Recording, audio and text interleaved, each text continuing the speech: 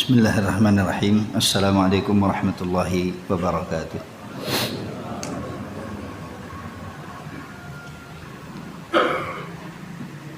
Bismillahirrahmanirrahim. Alhamdulillahirabbil alamin.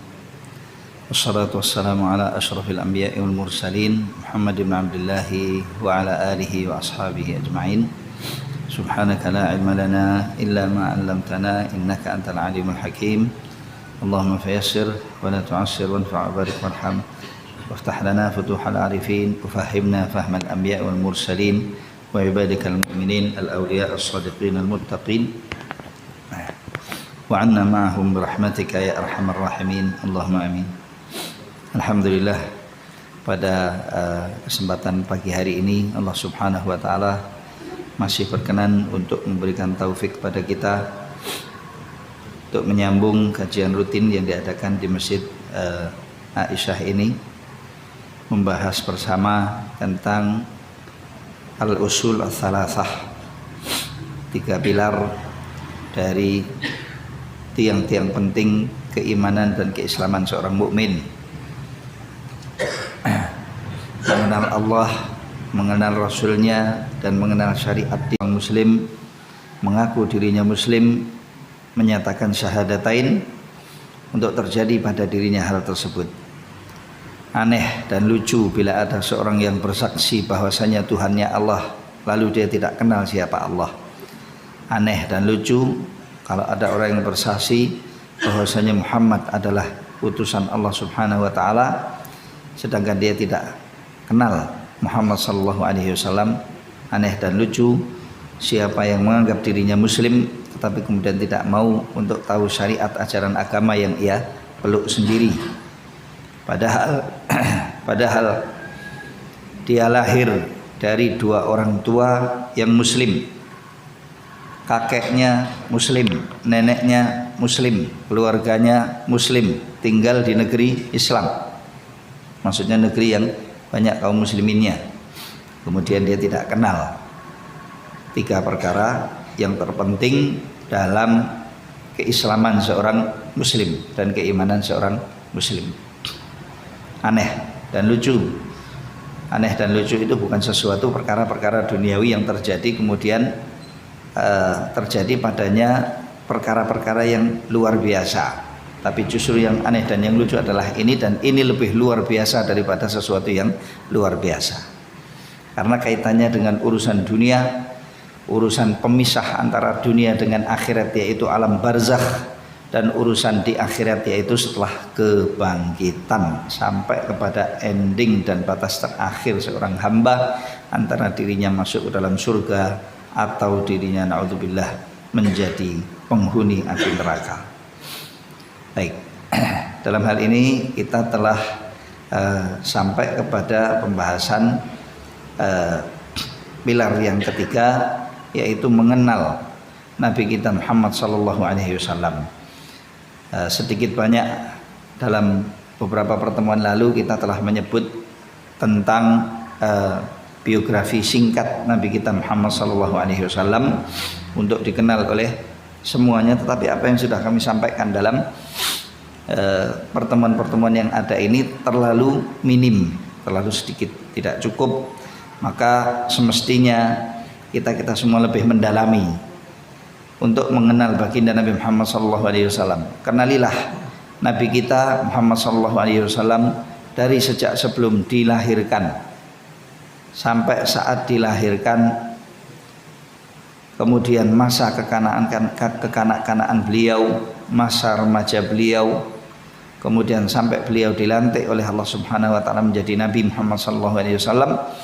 Kemudian dakwah sirriyahnya, dakwah rahasianya, kemudian dakwah jahriyahnya, dakwah terang-terangannya, kemudian hijrahnya ke Madinah sampai kepada batas wafatnya Nabi Muhammad SAW. Untuk mengenal Nabi Muhammad SAW dengan yang semestinya, maka hal itu tidak boleh untuk ditinggalkan oleh seorang muslim, sehingga betul-betul kita kenal siapa Nabi kita Muhammad SAW. Karena termasuk salah satu indikasi keimanan yang benar termasuk salah satu indikasi keimanan yang benar bagi seorang muslim itu adalah kecintaan terhadap Allah dan Rasulnya dan din dan syariat yang diajarkan oleh Allah dan diturunkan oleh Allah dan diajarkan oleh baginda Muhammad SAW. Bagaimana kita akan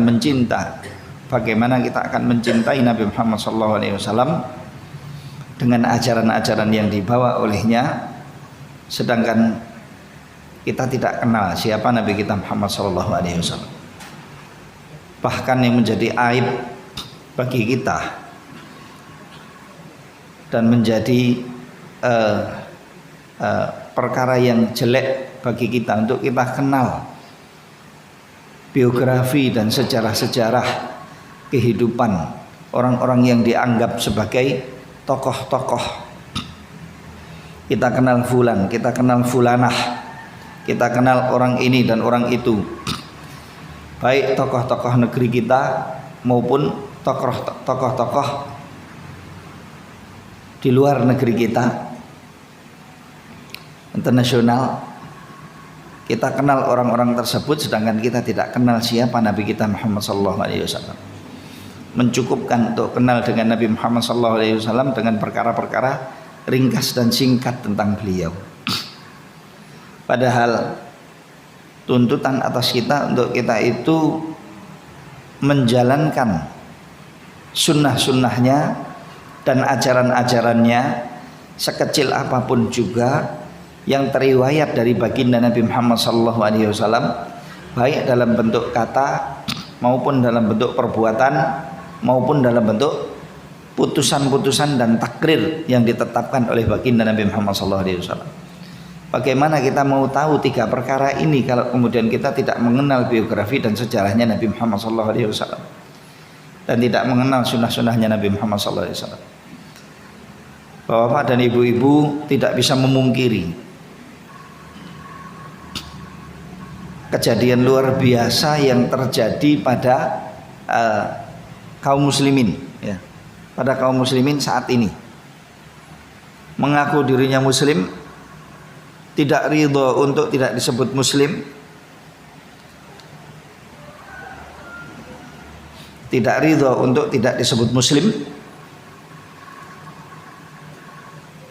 tidak ridho kalau dikatakan tidak cinta dengan Nabi Muhammad SAW, tetapi tidak kenal sunnahnya Nabi, sampai-sampai ada orang yang menegakkan dan menjalankan sunnahnya Nabi kemudian dimusuhi olehnya.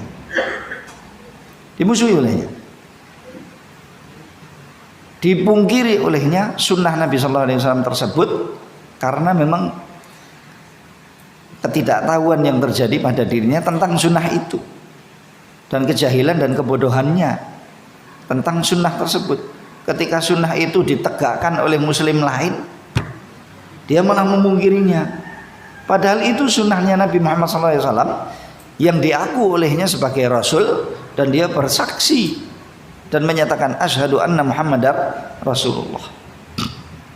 Anna Muhammadar Rasulullah.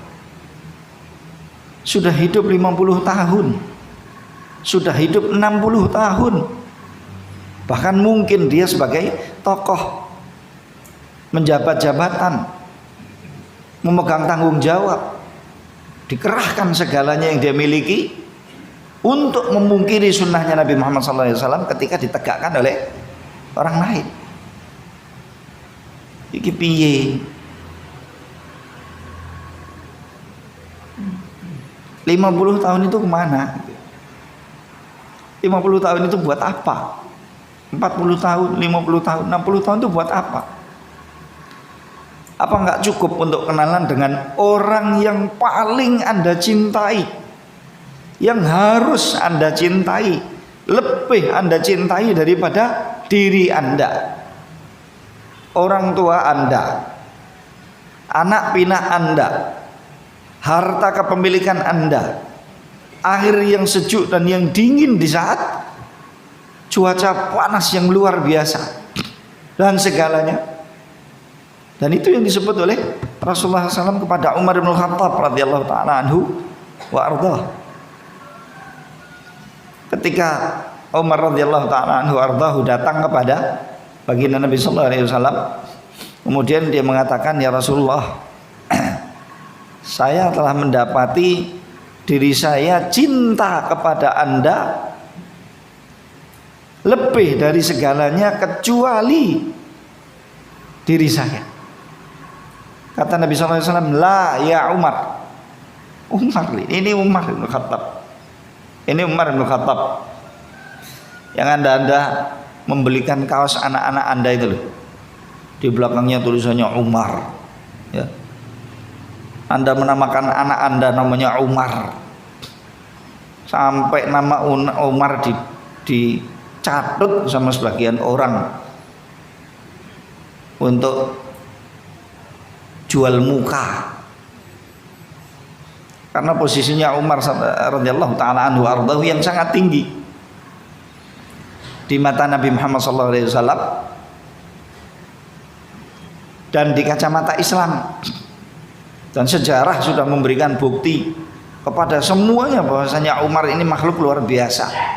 Bahkan luar biasa di zaman jahiliyahnya dan sangat luar biasa di dalam Islam. Dan ini yang disebut oleh Nabi sallallahu alaihi wasallam, khiyarukum fil jahiliyati khiyarukum fil islami idza faqu.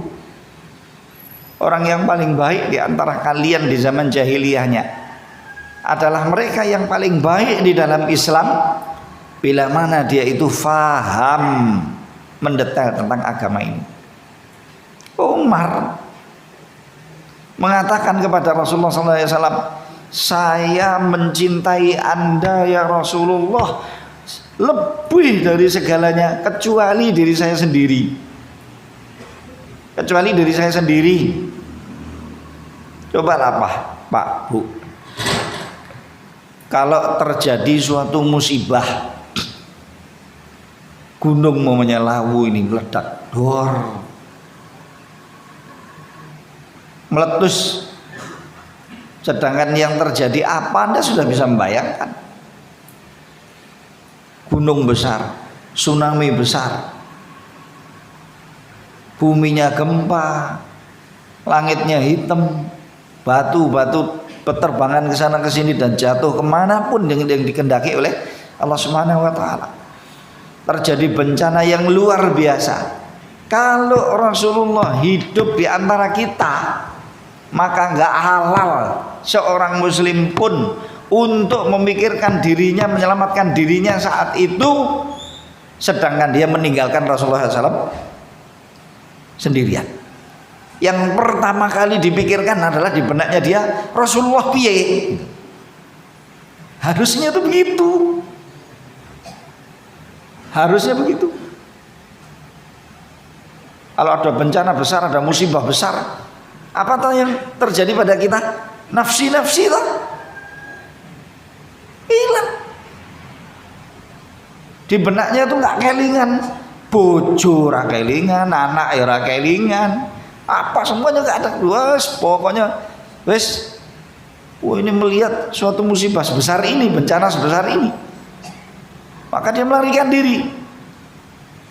Kalau Rasulullah hidup di tengah-tengah kita, nggak halal itu terjadi pada kita. Kenapa? Membuktikan kalau kita itu lebih cinta kepada Rasulullah daripada diri kita sendiri. Seperti itu batasannya cinta kepada Nabi Muhammad SAW. Kalau enggak, kata Rasulullah, kepada Umar loh, bukan kepada Mas Umar. La ya Umar, kata. Iman yang seperti ini, Islam yang seperti ini, orang kanggo. Cinta Nabi SAW kok lebih, cinta Nabi SAW kok di bawah kecintaan diri sendiri, itu salah. Apalagi di bawah kecintaannya istri atau suami, atau di bawah kecintaannya anak pinak atau orang tua, apalagi orang tuanya awam. Bukan artinya kita mengecilkan harga orang tua kita, suami istri kita, anak pinak kita, dan yang lain sebagainya. Tidak, tapi aturan agama kita tuh begitu.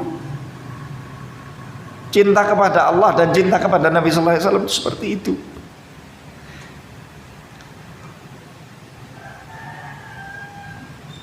Makanya terjadi dari sahabat-sahabat Nabi itu kejadian-kejadian yang luar biasa memang. Ya meskipun mungkin nggak semua ya, tapi kejadian-kejadian aneh dan luar biasa itu betul-betul terjadi pada mereka. Nusaibah namanya, radhiyallahu taala anha wa ardaha. Ketika perang Uhud, Uhud, pakai pedang, pakai panah, pakai tombak. Naik kesabet pedang itu bukan seperti kalau kita kesabet golok, Pak. Bukan seperti kalau kita motongin bawang kemudian terpotong dengan pisau, atau lagi ngurusi kabel terpotong dengan cutter, bukan. Nak pedang rasanya mbuh kaya apa wallahu a'lam. Sakit. Ketika Allah memberikan takdib, Allah memberikan peringatan kepada para sahabat di fase kedua setelah fase pertama peperangan Uhud, dalam waktu yang sama loh nih, di hari yang sama.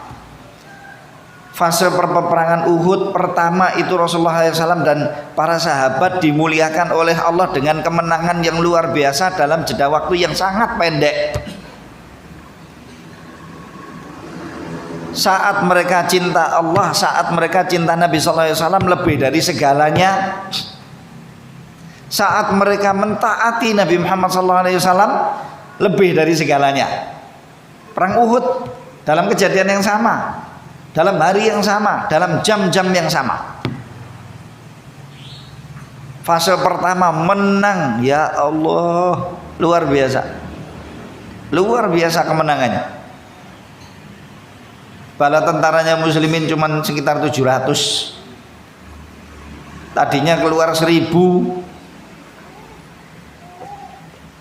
kemudian diapusi sama Abdullah bin Ubay bin Salul. Jenderal Abdullah bin Ubay bin Salul, waktu itu jenderal apa nggak tahu apalah. Ya, diapusi oleh dia, digembos oleh dia. 300 dari pasukannya Nabi SAW mundur semuanya. Itu dalam sementara riwayat. Sementara riwayat malah menyebutkan 300 tok yang menetap dengan Nabi SAW, sama dengan kejadian di Badar. 1000 itu 700 kabeh mendengarkan dan mengikuti gembosannya Abdullah bin Ubay bin Salul dan tidak menghiraukan ajakan dan perintahnya Nabi Muhammad SAW. Tapi wallahu a'lam, zahirnya riwayat yang pertama lebih kuat. Dari 1000 mundur sepertiganya, mundur sepertiga. Akhirnya Nabi SAW harus menghadapi orang-orang Quraisy, bala tentara Quraisy yang jumlahnya 2 kali lipat, dengan keadaan yang seadanya. Tetapi mereka taat kepada Allah, taat kepada Nabi-Nya SAW, dan tidak mikir macam-macam dalam praktek taat kepada Allah dan Rasulnya. Akhirnya mereka beribadah jihad fisabilillah, berperang. Gak seberapa perangnya, tapi kemudian peperangan itu menuai kemenangan yang luar biasa, luar biasa, dalam waktu singkat sekali. Quraisy kabur, kocar kacir semuanya, lari semuanya. Pasukan rumah, pasukan pemanah yang sudah disusun dan diletakkan oleh Rasulullah SAW, diberi pimpinan salah seorang di antara mereka namanya Abdullah bin Jubair radhiyallahu taala anhu ardah. 50 orang ditaruh oleh Nabi SAW, disuruh melindungi Rasulullah dan kaum muslimin di bukit rumah yang kecil itu. Jangan tahu sendiri kan, sudah haji ataupun umroh ke Madinah. Belakangnya Nabi SAW Gunung Uhud, pas pada posisi belakangnya Gunung Uhud itu agak jadi ada semacam iya ya celah begitu, kanan kiri masih ada gunung Uhudnya, lalu di belakangnya tepat itu ada bukit kecil namanya Gunung Rumah, mungkin sak masjid ini kali tingginya atau nggak nyampe ya. Lah Rasulullah meletakkan di situ 50. Tugasnya satu, ambil anak panah lempar, anak panah lempar, anak panah ya. Mereka pemanah, semuanya taat kepada Allah dan Rasulnya. Tapi begitu fase pertama peperangan, nampak di mata mereka dengan jelas karena mereka posisinya di atas melihat segalanya, bagaimana kocar kacirnya Quraisy, bagaimana lari tunggang langgangnya Quraisy, bagaimana mereka meninggalkan semua yang mereka miliki untuk meringankan lari mereka, ditinggalkan perangnya, pedangnya, ditinggalkan tamengnya, ditinggalkan ini itunya, semuanya lari mereka tunggang langgang ke arah Mekah. Dari atas kelihatan bagaimana pula saf-saf awal tentara kaum muslimin sudah mulai maju dan sebagian mereka sudah mulai mungut, bukan mungut tip di jalan, bukan mungut rizki yang paling baik, kata Nabi SAW, wa ju'ila rizki tahta dhilli rumhi, dan Allah telah menjadikan rizkiku halal, baik, genah, terhormat, berharga di bawah naungan tombak-tombakku. Itu rezeki yang paling baik. Rezeki yang paling baik itu bukan macul, bukan nelayan, bukan apalagi korupsi. Itu rezeki memang korupsi, maling itu. Rezeki yang paling baik didapati oleh seorang muslim ketika dia memenuhi panggilan jihad fisabilillah, jihad syar'i loh ya, bukan jihad-jihad yang enggak syar'i. Jihad sesuai dengan aturan syariat Islam, kemudian dia berjihad mati-matian, kemudian dimenangkan oleh Allah, lalu dapat ghanimah, dibagi. Ya Allah, tidak ada nikmat sebesar dapat karunia tersebut. Maka diambil oleh mereka bagian depan, soft depan. Dari atas ketok, wis rampung. Wis rampung. Pimpinannya mengatakan belum. Rasulullah berwasiat kepada kita dan memerintahkan kita tidak boleh turun sampai ada komando dari beliau. Jangan turun. Sebagian sudah jelas loh. Mereka sudah pungut-pungutan tuh di saf awal tuh semuanya sudah maju semuanya. Quraisy sudah tunggang langgang, sudah nggak ada sisanya. Akhirnya mereka turun, tidak mau taat kepada pimpinannya yang mengingatkan mereka agar supaya mengikuti perintahnya karena belum ada komando dari Nabi Sallallahu Alaihi Wasallam. Mereka turun dengan perhitungan-perhitungan akliyah manusia biasa itu sudah selesai, wis rampung memang. Tetapi ini loh barokahnya, satu taat dengan pimpinan, dan yang kedua yang paling penting adalah taat kepada Allah dan Rasulnya Sallallahu Alaihi Wasallam. Ini sahabat-sahabat Nabi ini. Bisa jadi mereka itu ansor semuanya, sahabat-sahabat Nabi.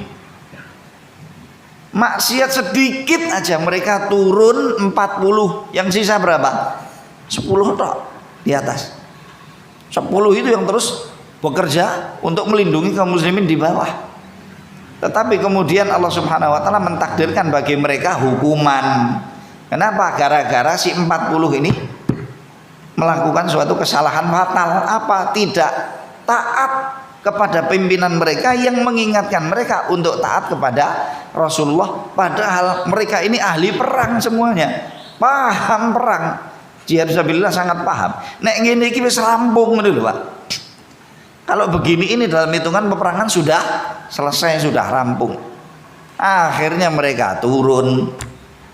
Begitu turun takdirkan oleh Allah ada kejadian lain. Anda sudah tahu kisahnya.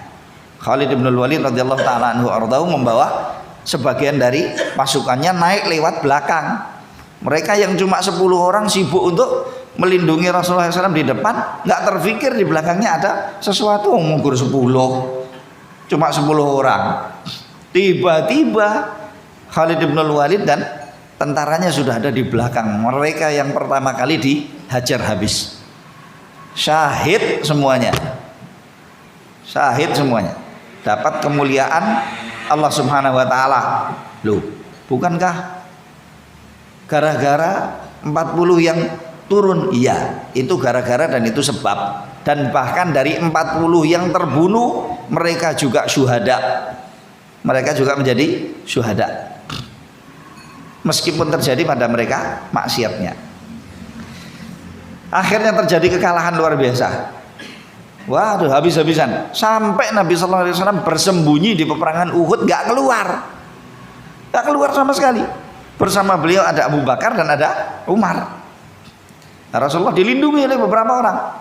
Sebagian mereka kabur, apalagi ada berita hoax yang diangkat oleh setan secara langsung, iblis secara langsung. Itu yang nyebarkan berita hoaxnya waktu itu setan jin secara langsung. Apa? Muhammadun qad qutil, Muhammadun qad qutil. Muhammad SAW sudah terbunuh. Muhammad sudah terbunuh. Mana sudah nggak kelihatan di medan ini sama sekali. Memang betul Nabi SAW sembunyi sehingga tidak kelihatan. Akhirnya berita hoax, berita apa namanya hoax? Berita dusta dan bohong yang tersebar itu dilayani oleh sebagian orang. La ilaha illallah. Diterima. Mestinya kan jangan diterima, tapi tabayun dulu. Begitu juga kita di sini. Ya Allah, berapa banyak berita bohong dan dusta yang disebar. Jangan kita terima sampai kita memastikan kebenarannya. Di medan perang hiruk pikuk dalam keadaan seperti itu mereka dapat berita hoax nyebar di sosmed mereka ini. Apa? Muhammadun qad qutil. Muhammad telah terbunuh, Muhammad telah terbunuh. Dan Nabi SAW nggak ngangkat suara sehuruf pun. Oh, ini butuh sembunyi kok. Strateginya beliau harus sembunyi, maka beliau sembunyi. Akhirnya menyebabkan sekian banyaknya dari bala tentara yang tadinya bersama Nabi SAW mundur lari ke Madinah. Berarti meninggalkan medan perang toh? Lari ke Madinah mereka semuanya. Tapi ada sebab lari ke Madinah karena mendapatkan berita tadi, bukan karena sengaja meninggalkan Nabi SAW. Kata mereka, buat apa? Sekarang kita berperang di sini, sedangkan Nabi Muhammad SAW sudah terbunuh. Mana justru yang penting untuk kita jaga adalah Madinah. Wes ayo balik, mantuk mawon. Kenapa kalau kita menetap di sini bahaya? Ngapunten ya, oh Pak, Ibu. Bismillah.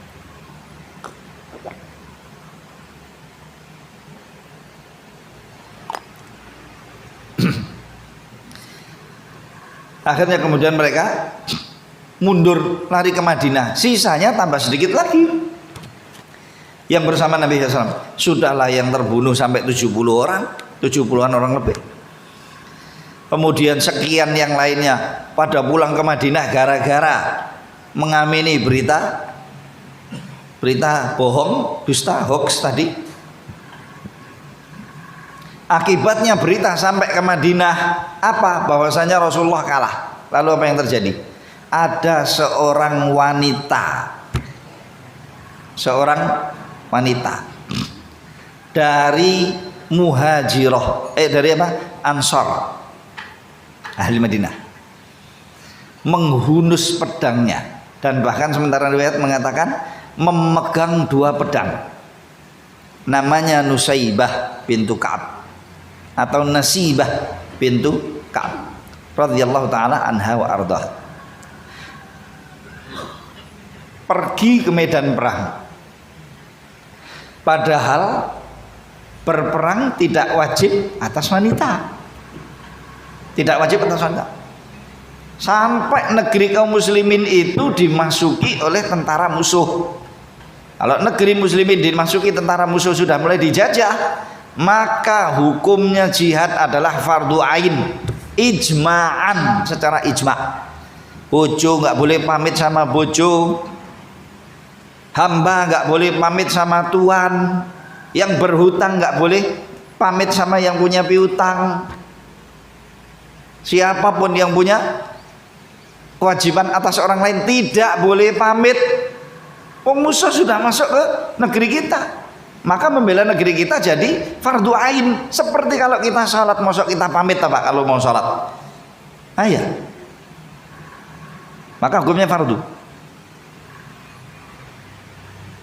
Beliau keluar, sudah nggak kuat, sudah nggak betah. Begitulah cinta kepada Allah dan Rasulnya. Keluar menghunus 2 pedang, dibawa oleh beliau pergi ke Uhud. Pergi ke Uhud, bukan pergi ke Wonogiri waduk loh. Bukan pergi ke waduk Wonogiri, bukan pergi ke Tawangmangu, glamping, hotel, atau bukan pergi ke mall. Perempuan, medan perang, datang ke sana menghunus 2 pedangnya, maju ke barisan musuh, melindungi Rasulullah SAW. Melindungi Rasulullah SAW. Berperang luar biasa sampai tertebas ininya apa namanya? Atik bahunya. Bahunya itu tertebas pedang. Wedok dengan Rasulullah SAW. Yang pertama ketika Nabi SAW berdakwah, saya acuh tak acuh dan saya tidak peduli. Padahal Amr bin Al-As itu cerdik, cerdas, pinter, cendekiawannya Quraisy dan sangat masyhur dengan kecerdasannya. Dan beliau sepupunya baginda Nabi Muhammad SAW, terhitung sebagai sepupu-sepupunya, salah satu sepupunya Nabi SAW. Melewati fase yang pertama ini, yaitu fase di mana Nabi SAW berdakwah, tapi saya nggak mempedulikan dakwanya Nabi SAW. Diajak bertauhid, diajak menjauhkan diri dari kesyirikan, diselamatkan oleh Nabi SAW dari kekufuran. Saya nggak peduli, padahal cerdik, cerdas. Yang lain semuanya bondong-bondong masuk Islam, tapi aku malah telat. Masuk Islamnya beliau itu termasuk yang terakhir-terakhir. Makanya malu beliau itu. Andai kata saya tidak diberi hidayah oleh Allah dan masuk Islam, saya menjadi penghuni neraka, kata dia. Tapi alhamdulillah berkat dakwanya Nabi Muhammad SAW, kemudian beliau dibukakan hatinya oleh Allah Subhanahu Wa Taala untuk menerima dakwahnya Nabi SAW, meskipun di akhir-akhir umurnya Nabi SAW. Yang kedua, beliau datang ke Nabi SAW saat mau Islam. Lalu beliau bertanya, ya Rasulullah, dia ditanya oleh Rasulullah, ada apa Amr? Ya Rasulullah, saya ingin, wahai Muhammad SAW, saya ingin masuk Islam, tetapi dengan syarat. Apa syaratnya, kata beliau? Kata Nabi SAW, syaratnya Allah mengampuni seluruh dosa-dosa saya. Karena dia menengok pada dirinya sendiri, ya Allah, dosa saya sudah sekian banyaknya. Gak peduli dengan Nabi SAW, bahkan memusuhi Nabi SAW, bahkan menjadi pioner-pioner dan garis-garis depan dari Quraisy untuk memerangi dan memusuhi Nabi Muhammad SAW. Saya minta syarat ini ya Rasulullah SAW, untuk Allah Subhanahu Wa Taala mengampuni dosa saya, mengampuni dosa saya. Karena dosa saya terlalu banyak, kalau nggak diampuni oleh Allah terus piye saya itu berhadapan dengan Allah nanti gimana? Lalu dijawab oleh Rasulullah, ya Amr, apa kamu tidak tahu bahwasanya Islam itu menghapus segala dosa yang terjadi dari seorang hamba? Kalau kamu masuk Islam sekarang, dosamu itu formatted, ya, dihapus oleh Allah semuanya, hanya dengan pernyataan kamu asyhadu an la ilaha illallah wa asyhadu anna muhammadar rasulullah. Tapi wong ngabeki mudeng, Pak. Dulu itu semua orang paham dengan arti, maksud, petunjuk dan tuntutan Syahadatain, asyhadu an la ilaha illallah wa asyhadu anna Muhammadar Rasulullah. Makanya mereka jadi suatu generasi yang luar biasa. Masuk Islam menyatakan syahadatain, faham syahadatain itu dan ngerti tuntutan-tuntutannya dan dijalankan semampunya. Makanya mereka jadi suatu generasi yang luar biasa. Generasi yang aneh, termasuk diantaranya itu kita ini.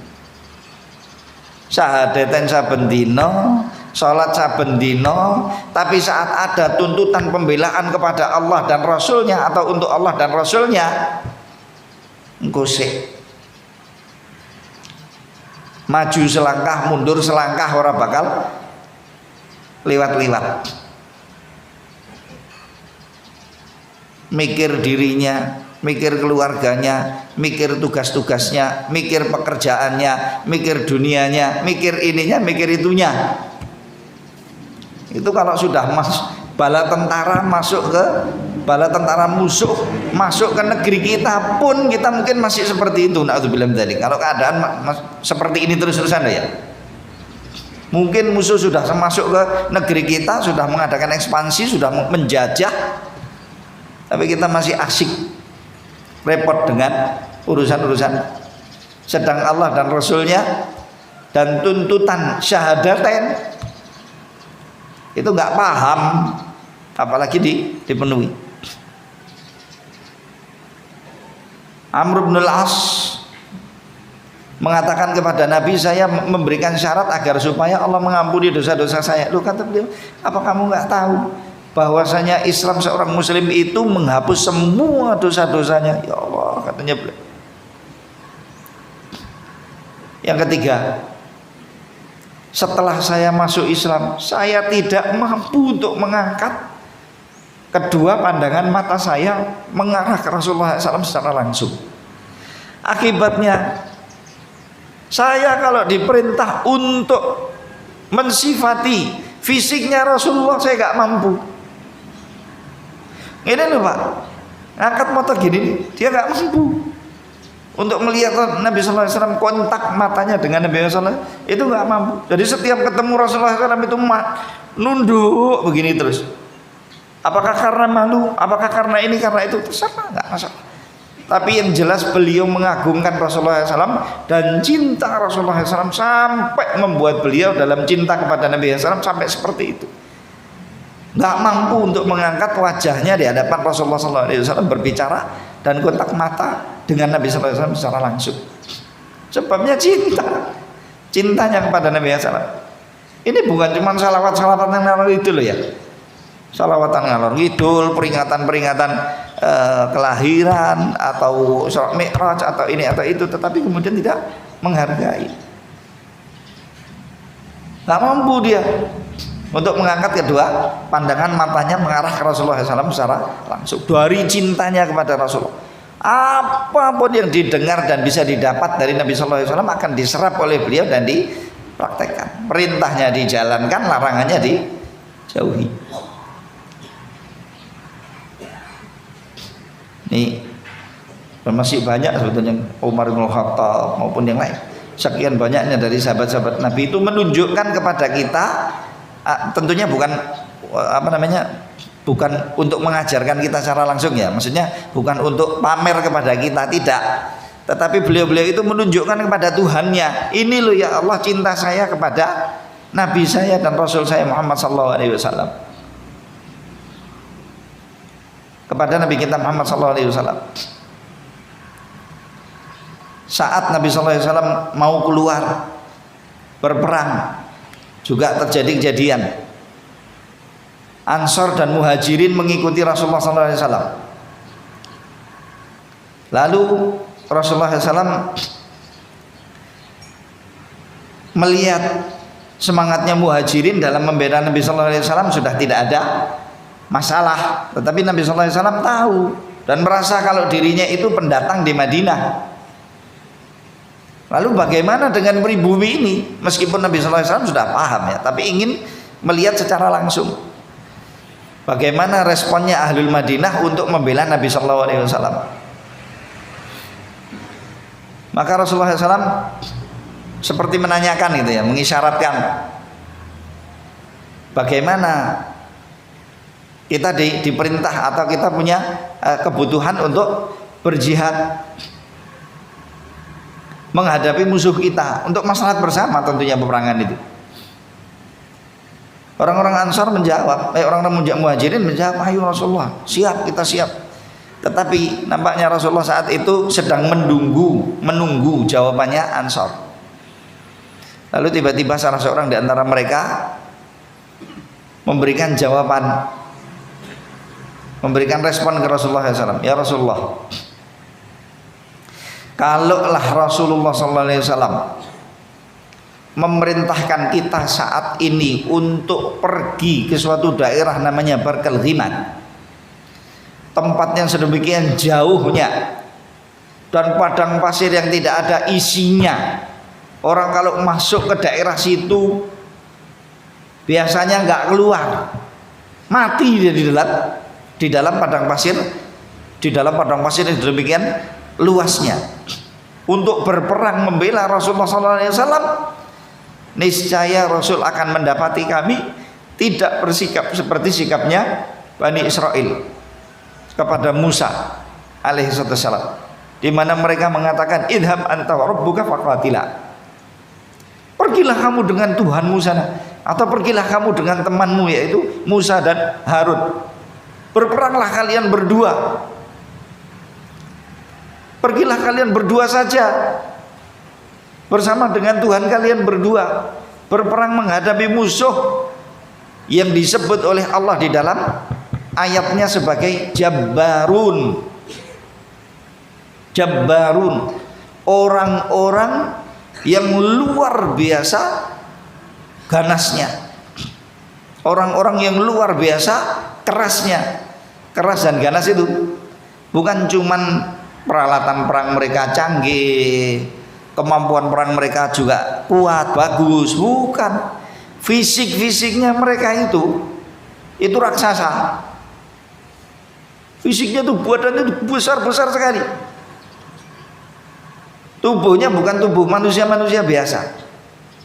Kalau sekarang jenengan melihat itu apa namanya itu, bina-bina raga itu nggak ada apa-apanya. Badannya gede, tinggi, besar-besar semuanya. Kami suruh menghadapi orang-orang seperti ini, nggak mampu kami. Sudah, wahai Nabi Musa, pergi saja Anda dengan Tuhan Anda untuk berperang berdua. Kami menunggu di sini sajalah. Kan sudah jauh-jauh kami diajak oleh Anda untuk hijrah dari Mesir. Sekarang sudah hampir masuk ke Baitul Maqdis, tetapi di Baitul Maqdis dikuasai oleh orang-orang Jabbarun yang seperti itu. Kami kemudian diperintahkan untuk berperang. Wong alat perang aja sudah nggak komplit, dan kita belum punya negeri, belum punya tempat. Baru selesai hijrah, jalan sejauh ini, sudah mau masuk mulut Baitul Maqdis, malah diajak berperang melawan orang-orang yang seperti ini. Nggak bisa. Itu terang-terangan mengatakan itu kepada Nabi Musa loh Pak. Nabi Musa, tahu Nabi Musa? Satu-satunya manusia yang diajak berbicara oleh Allah secara langsung di dunia. Nabi kita Muhammad SAW aja nggak diajak langsung loh, berbicara langsung loh. Makanya beliau berjuluk Kalimullah, Rasulnya Allah dan Nabinya Allah yang dimuliakan oleh Allah dari Bani Israel. Derajatnya sangat tinggi, luar biasa, dan mempunyai wijahah, kehormatan, ketinggian derajat di hadapan Allah Subhanahu wa taala. Tadi ayatnya yang saya bacakan. Wa kana 'indallahi wajiha. Minta apa saja akan diberi. Perlu apa saja akan dicukupi oleh Allah Subhanahu wa taala. Ini Musa alaihissalam.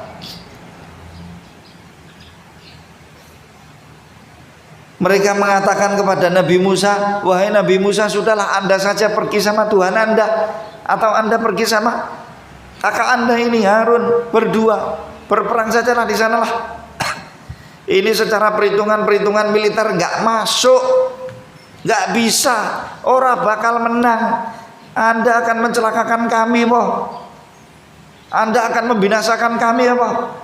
Anda akan menggenosida kami apa piye? Jumlah kita itu sedikit.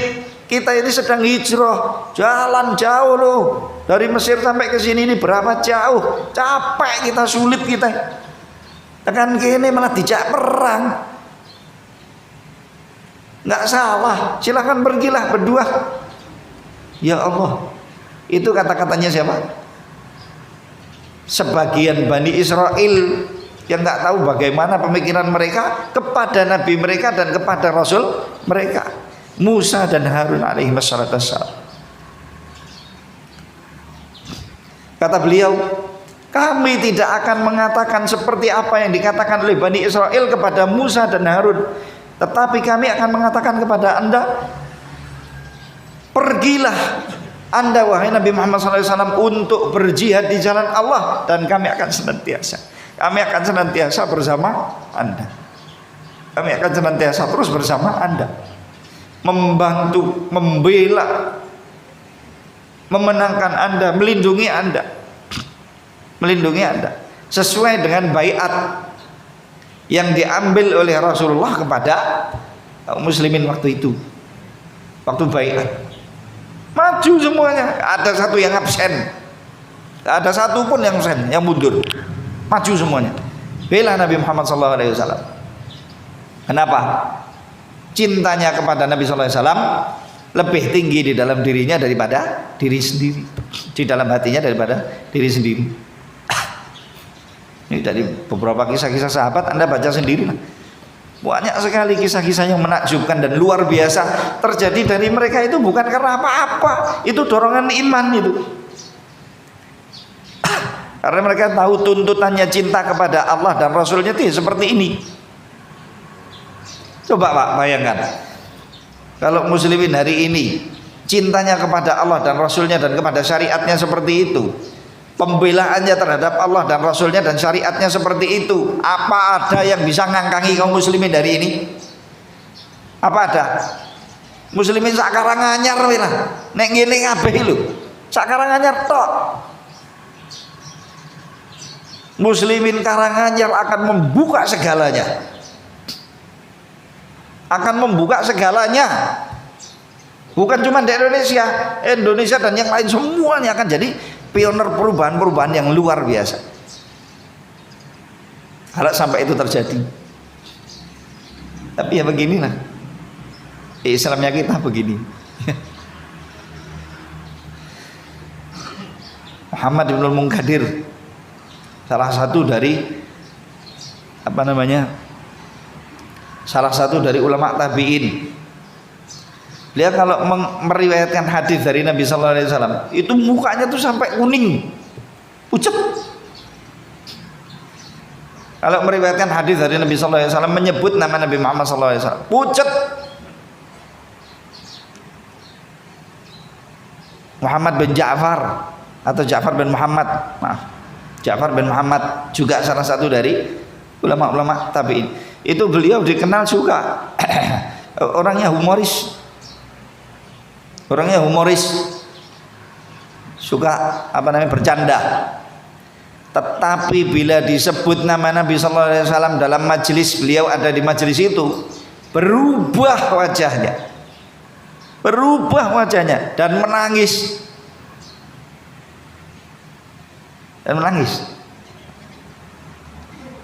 Karena tahu siapa Muhammad sallallahu alaihi wasallam dan apa yang semestinya dilakukan oleh dirinya kepada Nabi Muhammad sallallahu alaihi wasallam. Ini baru contoh-contohnya saja. Di sana masih ada yang lain.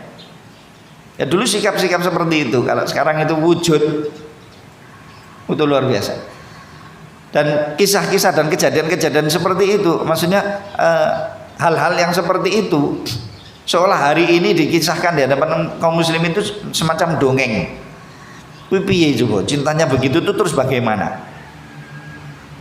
Nah, orang-orang yang seperti ini tidak akan meninggalkan sesuatu yang namanya sunnah Nabi sallallahu alaihi wasallam. Apapun, kapanpun, berapapun dari sunnahnya Nabi sallallahu alaihi wasallam, tuntutannya apapun dari sunnahnya Nabi sallallahu alaihi wasallam, pasti akan dijalankan, bahkan akan diajarkan dan akan dibela mati-matian. akan dibela mati-matian. Untuk menegakkan sunnah itu bukan sesuatu yang gampang. Hari ini sunnahnya Nabi Sallallahu Alaihi Wasallam, Allah munggur sunnah. Nggak tahu itu benar apa enggak, mudah-mudahan salah. Allah cuma sunnah saja kok. Pak, habis salat fardu silahkan salat sunnah. Allah cuma salat sunnah.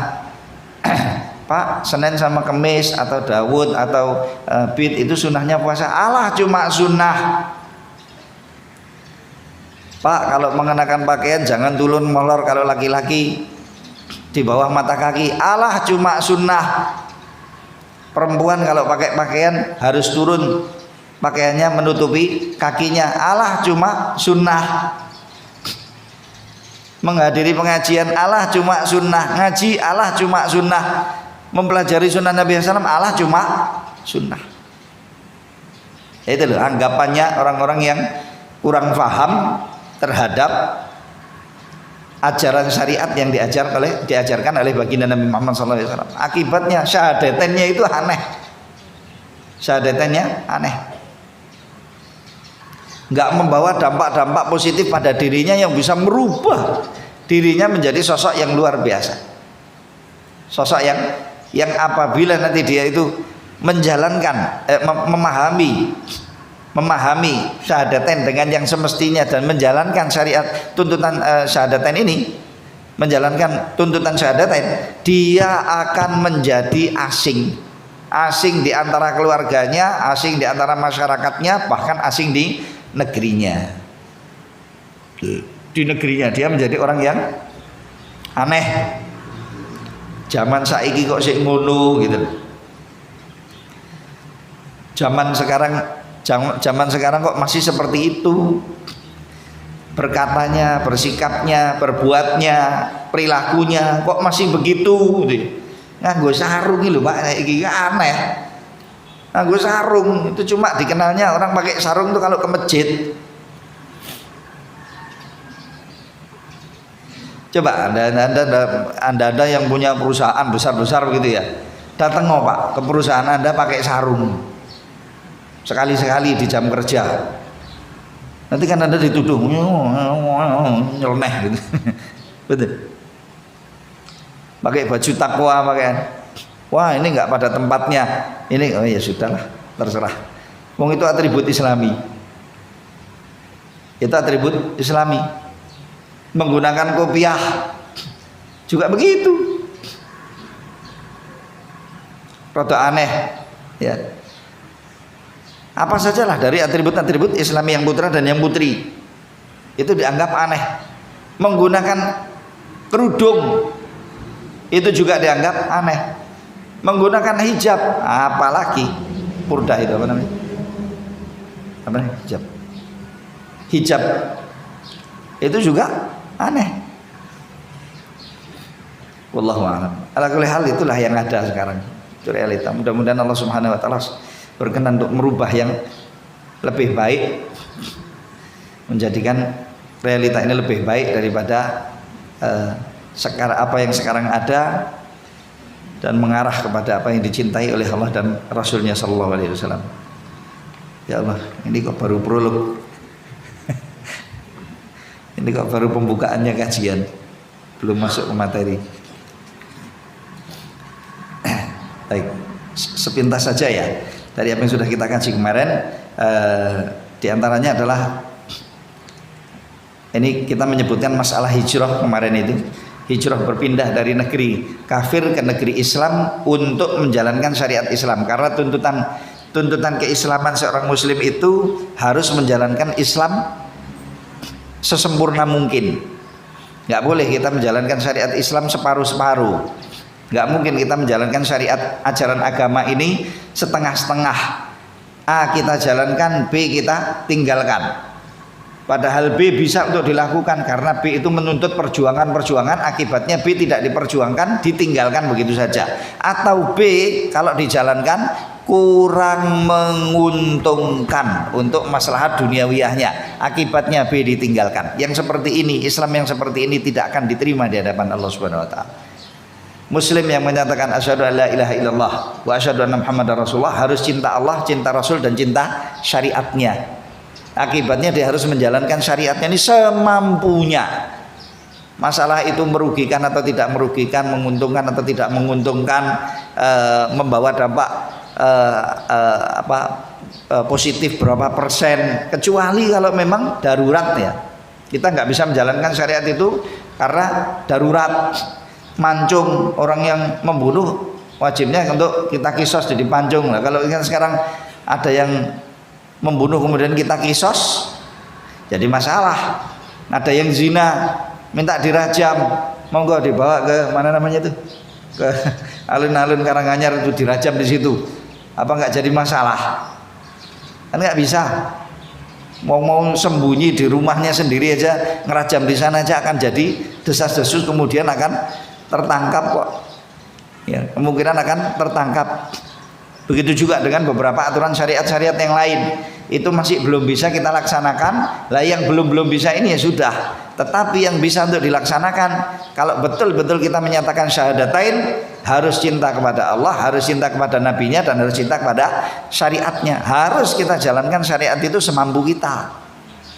Kita jalankan semampu kita. Kalau nggak mampu, punya uzur kita di hadapan Allah Subhanahu wa taala. Lah syariat Islam ini tidak akan mungkin bisa berjalan 100% sampai Islam menjadi penguasa di suatu negeri.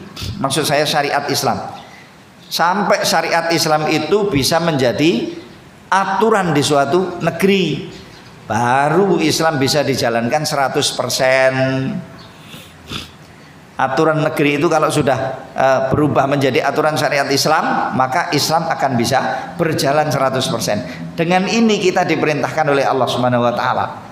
Kalau kita belum mampu, maka tugas kita berjuang semampu kita plus berdoa. Sebelumnya berdoa saat juangnya, dan berdoa ketika kita sudah nantinya dimuliakan oleh Allah untuk bisa menjayakan Islam dan menjadikan negeri kita itu negeri Islami dan berjalan di dalamnya aturan-aturan syariat Islam.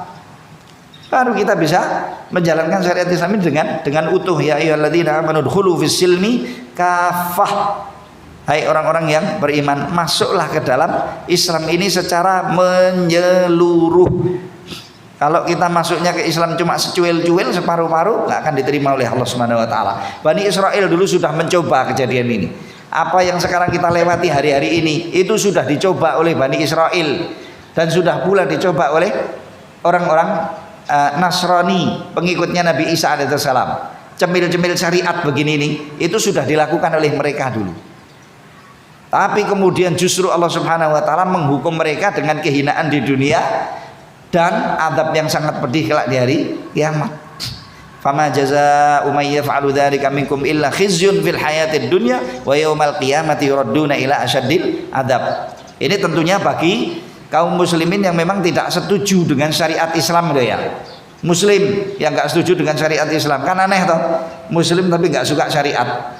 Kalau kafir itu memang sudah enggak perlu untuk dibicarakan, kalau itu enggak suka.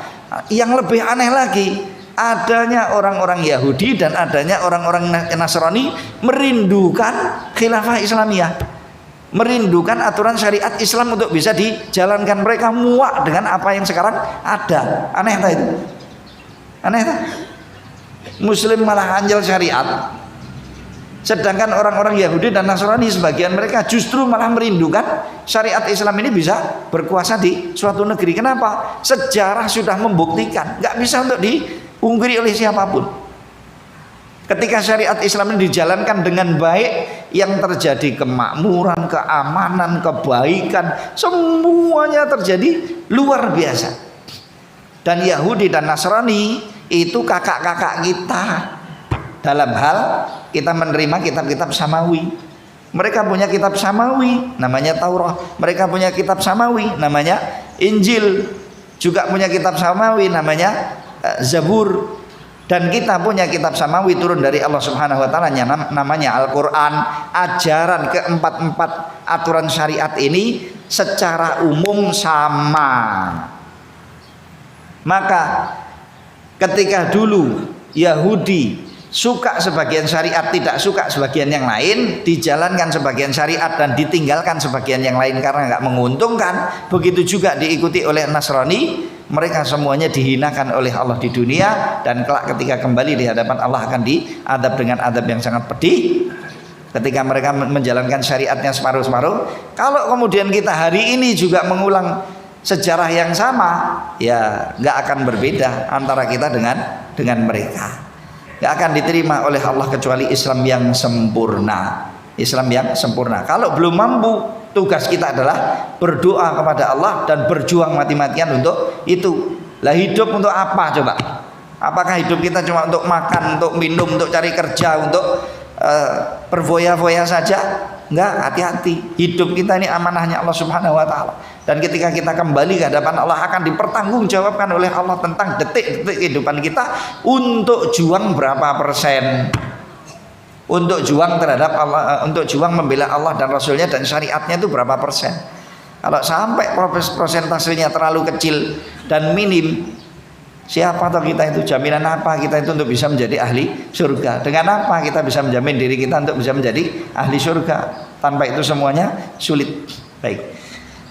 Ini hijrah ya. Oke, ya Allah, waktunya sudah habis.